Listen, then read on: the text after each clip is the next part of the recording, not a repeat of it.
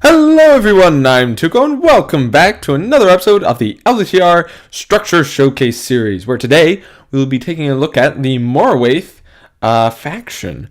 Now, I did upload this video onto YouTube, but I did not notice that there was no sound. So, I've had to record on the day it's supposed to be released with the sound. And sorry about that, guys. I didn't realize that.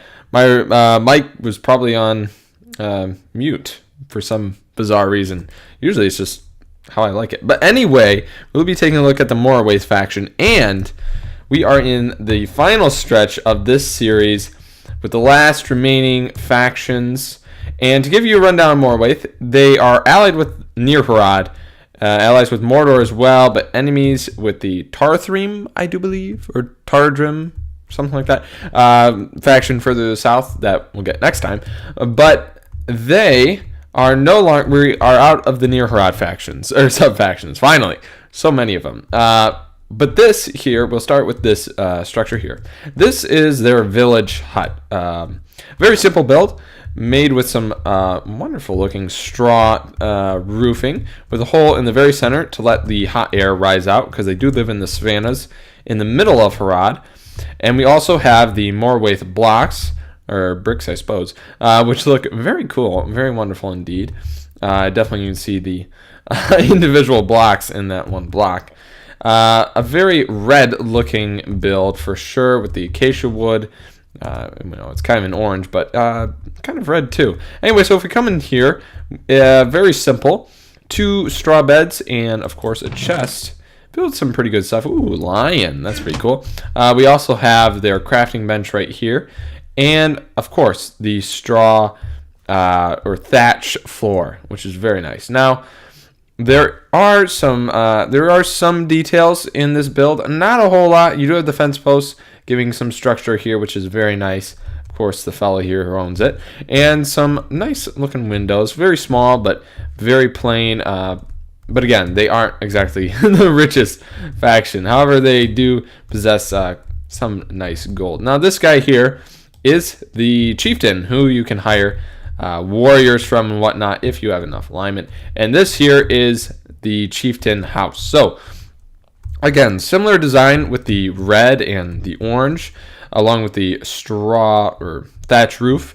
However, we do get these nice looking fence posts coming out of the top of the roof here, adding some support and decoration indeed, as well as like these little decorations on the outside too. However, they are kind of weird because, as you can see, they're not quite attached, which is a little odd to see, just a little. And of course, the Morwaith banner, which looks absolutely amazing. It looks like a very angry lion that's on fire. Very cool. Now, coming in here, there are 2 beds here. Yellow, actually the first yellow beds I've ever seen in the mod, which is very cool to see. We also have some nice looking arches in here, which adds some more support to the build. Very cool looking, as well as these fence posts. And in the middle here, we have the king's throne, where we can sit on and rule the kingdom, or rule our little tribe. There's some nice gold bars here for some detail. I think there's just gold bars. Yeah, I can't open them. But then we also have, of course, the crafting table for Morwaith, and a chest. If I open it up here, ooh, that's some pretty good enduring unwithering. That's actually not too bad. And also, we have ourselves again the nice little hole in the roof for some, I guess like a little bit of lighting, as well as, of course, hot air, rise right out. Now this here is the trader's hut for the Morwaith faction. So if we come in here, again, similar structure to the village hut. However, it does have the difference of the fence posts, which is actually pretty cool, I've got to admit. And then inside here, we will find, of course, the trader, who we don't actually need any kind of alignment, which is very nice. We can trade here for all kinds of wonderful things. These chests are just for decoration. There's nothing in them whatsoever. Not even an empty flask of something. But however, I do like the interior here. It's very nice looking. I love this little, I guess almost like a cabinet sort of thing. We also have, of course, the crafting bench, which is very cool, and the flooring is just the typical hardened clay. This is hardened clay, which I do believe you use that to make the Morwaith blocks with the crafting bench. And of course, we also have the orange hardened clay here too, which is pretty cool. And then moving on to this structure here, this is a little weird because if we've noticed with these ones, they have some nice overhangs, look very nice, fence posts. This one is really odd. It doesn't even have an overhang here. It looks really flat. This is probably, I'd have to say this is probably the kind of weirdest and not the best well-made structure of this faction. However, we come in here, it's a very small build, as you guys can see. No windows, which is kind of odd. Similar to the Trader's Hut, there was no windows, which is kind of odd, But we do have a nice little bed here for the Hunter, because this is the Hunter's Hut.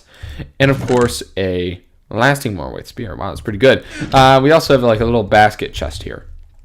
Now, there is a little bit of decoration here, a little bit of detail with these fence posts. Not a lot. But then again, you can't really do that with a 3x3 space in here. Really hard to do that in small spaces to detail things. But overall, pretty decent build. I don't quite like this flat surface here. It looks really weird. Now, moving on to the Morwaith Mercenaries. Now, these structures, I mentioned them... actually, I think I showed them when I was talking about Umbar and I believe the Nomad faction episode it was. And these guys are part of the Morwaith faction. However, because they are mercenaries, you will find them in the Near Harad sub-faction area in the creative mode, which is why I picked them out. And as you can see, they also have the banner for Near Harad, which is pretty cool. Now, onto the structure.